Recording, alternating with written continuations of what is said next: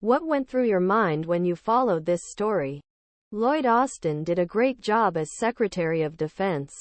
He had to deal with many critical issues and was on the road almost full-time dealing with our allies. He accepted responsibility and said he would do a better job. Look, I've been in and out of Washington for over 50 years. There's one lesson that is always very difficult to learn in Washington.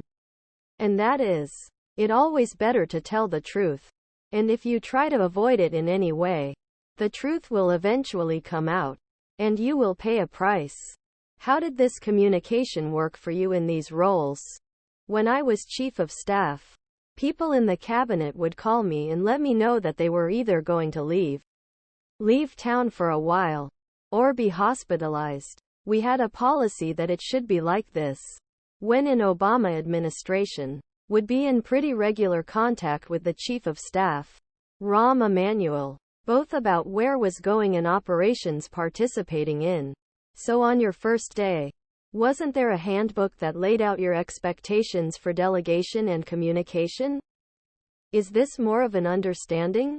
Because so much power is concentrated in White House these days. The cabinet actually meets only at President's press briefing. Normally, what happen is cabinet should have a secretary and there be regular meetings with the cabinet too. Not only keep them informed about issues that are going on but also to keep in touch with them so they feel safe. Since this relationship has generally been tense in recent years, I think everyone acts on their own. You saw this happen a little bit here. Do you think Zients needs this review to make sure official policy is in place? This is one of those things that I am sure a lot of people underestimate. But you really need a formal policy. As Chief of Staff, how did you ensure that your expectations from cabinet members were clear? In many ways, what I was doing was trying to be the president's surrogate in dealing with the cabinet. You have to go out of your way to maintain this type of relationship.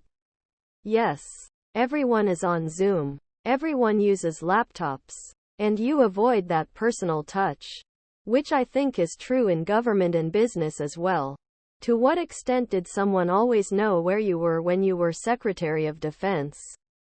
I have my Chief of Staff notify the White House whenever we travel anywhere, whether domestic or international. And he would usually brief the National Security Advisor as well. Look, I have a lot of experience in government.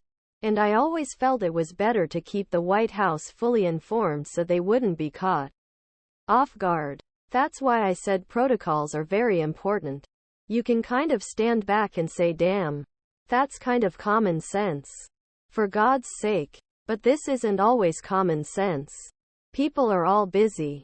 They all do their own thing.